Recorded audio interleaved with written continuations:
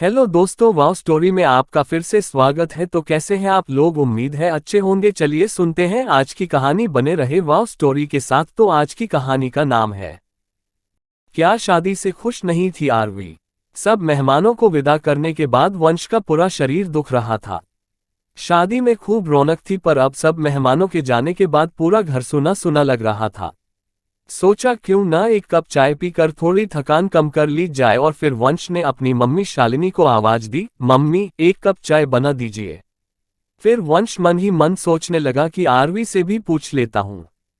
बेचारी नए घर में पता नहीं कैसा महसूस कर रही होगी।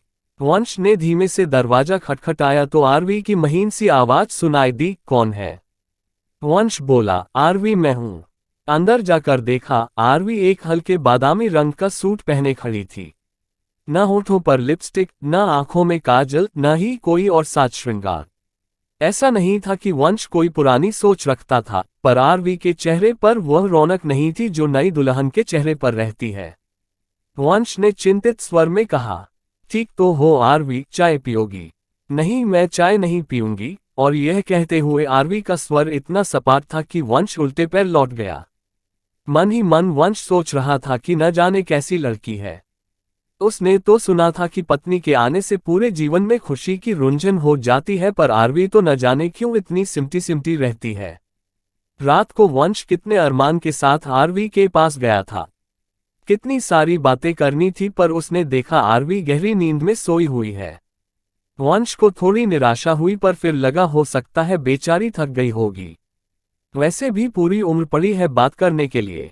अगले दिन वंश अपने दोस्त नीरज से यह बात बोल ही रहा था तो नीरज हंसते हुए बोला, हर कोई तुम्हारी तरह बातों में शताब्दी एक्सप्रेस तो नहीं हो सकता है। कुछ समय दो, एडजस्ट हो जाएगी। वैसे भी लड़कियां अपना घर परिवार सब कुछ छोड़कर आती हैं तो उन्हें एडजस्ट होने में कुछ समय लगता है। आज रात वंश और आरवी अपने हनीमून के लिए मॉरिशस जा रहे थे।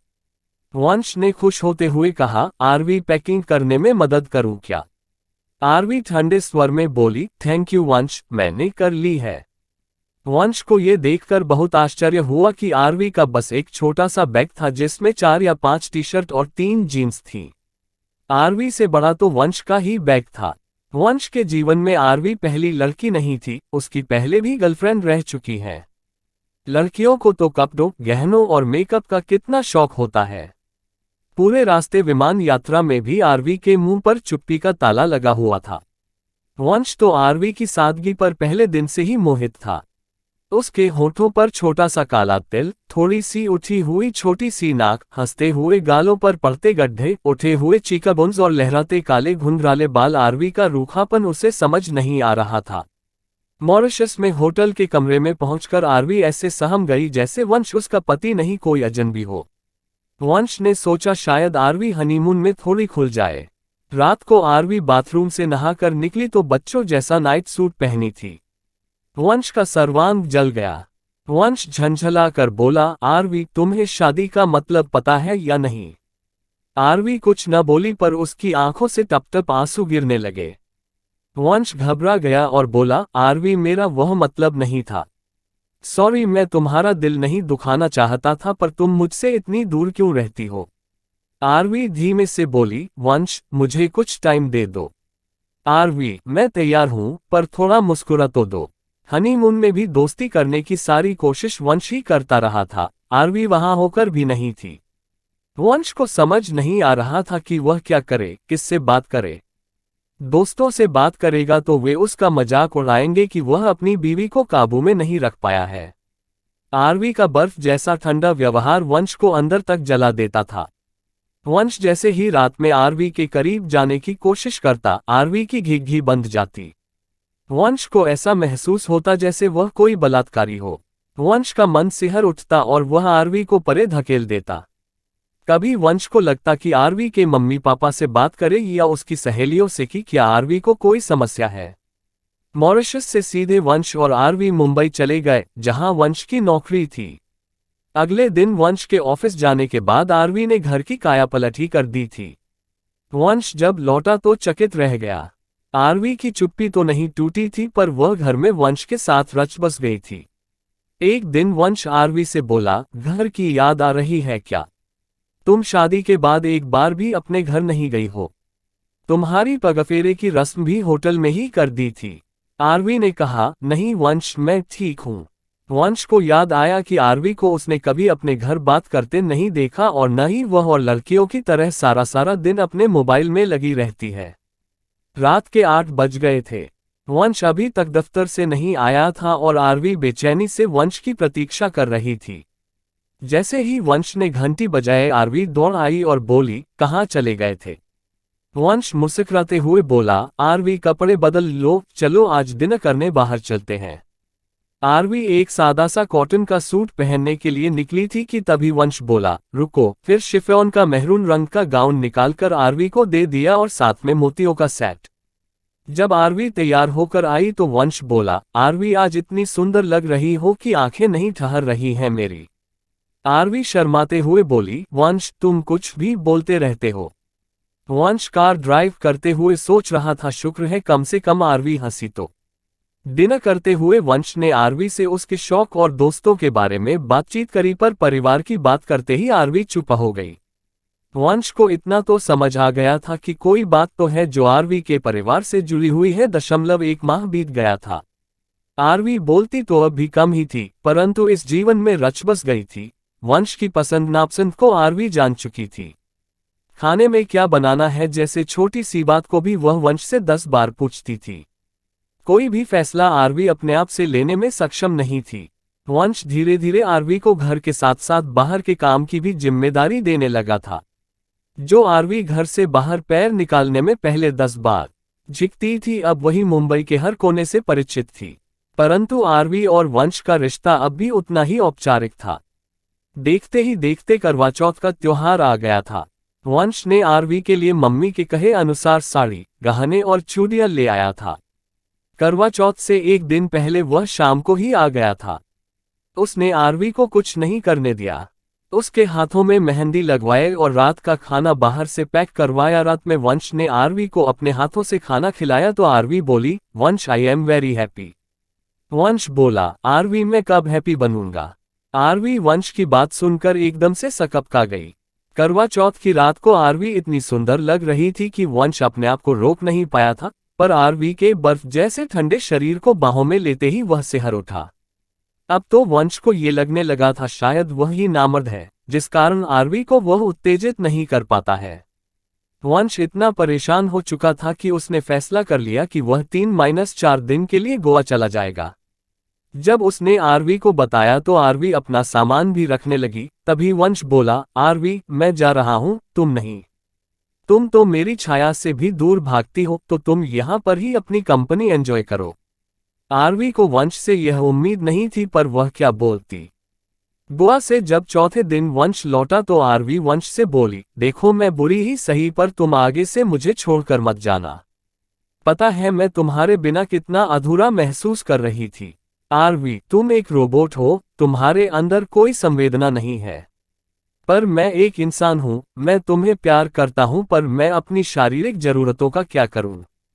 क्या तुम किसी और से प्यार करती हो या मैं तुम्हारे लायक नहीं हूं? आरवी बोली, वंश ऐसा नहीं है, मैं ही तुम्हारे लायक नहीं हूं। यह शादी मेरी गलती की सजा है, वो गलती जिसे मैंने जानबूझकर नहीं बल्कि अनजाने में किया था। अचानक आरवी ने ये कहकर अपनी जीभ काट ली। वंश सकते में आ गया, क्या ये शादी आरवी के लिए सजा है? वंश को एकाएक बहुत तेज गुस्सा आ गया। मन करा कि आरवी से पूछे कि जब शादी का मन ही नहीं था तो क्यों उसकी जिंदगी खराब कर दी। आरवी के मुंह से बात तो निकल गई थी, पर उसे समझ आ गया था कि वंश आहत हो गया है। शाम को जब आरवी वंश के लिए चाय लेकर आई तो चुपचाप उसके पास बैठ गई और बोली, वंश मैं आपको दुख नहीं पहुंचाना चाहती थी। आरवी मुझे पूरा सच जानना है, मुझे इस जबरदस्ती के रिश्ते से मुक्त कर दो। आरवी भर्राए आवाज में बोली, वंश पूरा सच जानकर आप मुझसे नफरत करने लगोगे, शायद घर से चले जाने को भी कह दे। वंश मैं आपको खोना नहीं चाहती हूँ, ये घर मुझे अपना लगता है, आप मुझे अपने लगते हो। वंश प्यार से उसके सिर पर हाथ फेर कर बोला, आरवी मैं तुमसे एक पति की हैसियत से नहीं बल्कि एक दोस्त के तौर पर बात करना चाह रहा हूँ। जब मैं कॉलेज में अंतिम वर्ष में थी तब मेरी जिंदगी में रोशन आ गया था। मैं उससे बेहद प्यार करने लगी थी और वह भी मुझे बेहद चाहता था। वंश रोशन के साथ मैं थोड़ा आगे तक निकल गई थी जिसे हमारे समाज में गलत मानते हैं। मैं उसके प्यार में बावरी हो गई थी। जब मेरा परिवार लड़का देखने लगा तो मैंने अपने परिवार को रोशन के बारे में बताया, पर मम्मी पापा ने ये कहते हुए मना कर दिया कि वे लोग उस जाति से हैं जो काफी रूढ़िवादी होते हैं और आर्थिक रूप से भी रोशन का परिवार अधिक संपन्न नहीं है। पर मेरे ऊपर तो इश्क का जुनून सवार था। मैंने रोशन को जब सारी बात बताई तो उसने कहा कुछ सोचने का समय दो। एक दिन जब मुझे पता चला कि आप लोग मुझसे मिलने आ रहे हैं तो मैं रात को घर से निकल गई और रोशन के फ्लैट में पहुंच गई। रोशन मुझे इस तरह देखकर हक्का बक्का रह गया। उसके दो और दोस्त जो वहीं उसके साथ रहते थे मुझे अजीब नजरों से देख रहे थे। फिर रोशन मुझे एक कमरे में ले गया और बोला कि चलो आज फिर से सुहागरात मना लेते हैं। मैं घबरा गई और बोली कि रोशन प्लीज अभी नहीं, तुम कुछ भी करो पर मुझे अपना बना लो। मैं तुम्हारे अलावा किसी और के बारे में सोच भी नहीं सकती हूँ। इस पर रोशन हंसते हुए बोला कि जान वही तो करने की कोशिश कर रहा हूँ। मैंने जैसे ही रोशन को धक्का दिया तो वह तिलमिला उठा और बोला कि निकलो यहाँ से, मैंने कोई धर्मशाला नहीं खोल रखी है, जाकर पहले सेक्स एजुकेशन लो फिर शादी वादी के बारे में सोचना। निहायत ठंडी हो तुम, पहली बार भी तुम एक लाश की तरह पड़ी रही थी। जब मैं रोशन के हाथों अपमानित होकर अपने घर पहुंची तो मम्मी ने मुझे आड़े हाथों लिया। भैया ने 3-4 थप्पड़ लगा दिए। पापा मुझे नफरत भरी नजरों से देख रहे थे। सब ने मुझे चरित्रहीन और गिरी हुई लड़की मान लिया। किसी ने मुझसे बात नहीं करी। मैं अंदर ही अंदर घुट रही थी। चाहती थी कोई तो मुझसे बात करे, मेरे साथ मेरे दर्द को बांटे। वंश मेरी गलती बस इतनी थी कि मैंने रोशन पर भरोसा किया। पर कभी लगता है मैं बेवकूफ हूँ, मुझे कोई फैसला लेना ही नहीं आता है। फिर लगता है शायद रोशन ठीक ही कहता है, मैं सेक्स के लायक नहीं हूँ। आप लोग कब आए, कब मेरी शादी तय हुई? मुझे शायद कुछ भी याद नहीं और फिर आरवी फूट फूट कर रोने लगी। उसकी हिचकियां बंध गई पर फिर भी वह आगे बोलती रही, मैं आपके काबिल नहीं हूं, मैं आज तक तुम्हारे साथ पति पत्नी का रिश्ता नहीं बना पाई हूं। शायद मैं कभी किसी पुरुष को खुश नहीं कर पाऊंगी। वंश सारी बातें सुनने के बाद बोला, आरवी तुम्हारी कोई गलती नहीं है। तुम क्यों खुद को सजा दे रही हो? तुम्हें रोशन जैसे लड़के ने कुछ भी कहा और तुमने उसे सच मानकर स्वीकार कर लिया। नई जिंदगी को खुले दिल से स्वीकार करो। अगर मैं पसंद नहीं हूं तो मैं खुद तुम्हें इस रिश्ते से मुक्त करा दूंगा, अन्यथा खुद को इन पूर्वग्रहों से मुक्त करो। आरवी चीखते हुए बोली, वंश क्या आप मुझे चरित्रहीन, गिरी हुई लड़की नहीं मानते हो? आरवी उस हिसाब से मैं अधिक चरित्रहीन हूं क्योंकि मेरी जिंदगी में भी तुमसे पहले 3 लड़कियां आई थीं। आरवी फिर सहमते हुए बोली, अगर मैं आपको पूरी उम्र पत्नी का सुख नहीं दे पाई तो? आरवी, मेरे लिए तुम्हारा प्यार और सम्मान शारीरिक नजदीकी से अधिक जरूरी है। फिर डॉक्टर्स किस मर्ज की दवा है? सबसे पहले अतीत के पन्ने को फाड़ दो। खुद को अतीत से मुक्त करके मुझे खुले दिल से अपना लो और इसका एक ही तरीका है, रोशन और अपने परिवार के साथ साथ खुद को भी माफ कर दो। तुम्हारे परिवार ने जो भी किया वह सही है या गलत है मुझे नहीं पता है, पर उन्हें माफ कर दो और आगे बढ़ो। जब तक तुम खुद को अतीत से मुक्त नहीं करोगी, इस रिश्ते को अपना नहीं पाओगी। उस रात घर का कोना कोना खुशी से भरा था। आरवी लाल और हरी साड़ी में बहुत सुंदर लग रही थी। वंश आगे बढ़कर आरवी को गले लगाने ही वाला था कि कुछ सोचते हुए एकाएक रुक गया। आरवी ही चुपके से वंश के गले लग गई। तब वंश को ऐसा महसूस हुआ मानो आज वास्तव में आरवी अपने अतीत से मुक्त होकर उसकी बाहों में पिघल रही थी। तो दोस्तों, आपको ये कहानी कैसी लगी? उम्मीद है अच्छी लगी होगी। ऐसे ही और कहानी सुनने के लिए वीडियो को लाइक और हमारे चैनल को सब्सक्राइब जरूर करें। मिलते हैं ऐसे ही और कहानी के साथ, तब तक के लिए अपना ख्याल रखें। धन्यवाद।